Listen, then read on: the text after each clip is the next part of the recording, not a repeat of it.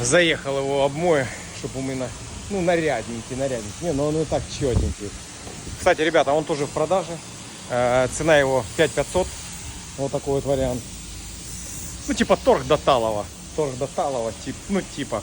Не, 5500, реально. Это его адекватная цена, более чем адекватная. Он весь ровненький. 170 тысяч у него, по-моему, пробега. Могу ошибаться. Ну, короче, посмотри. Вариант, ну, именно хороший. Ну, вот такая цена. Недорого. Можно за 6.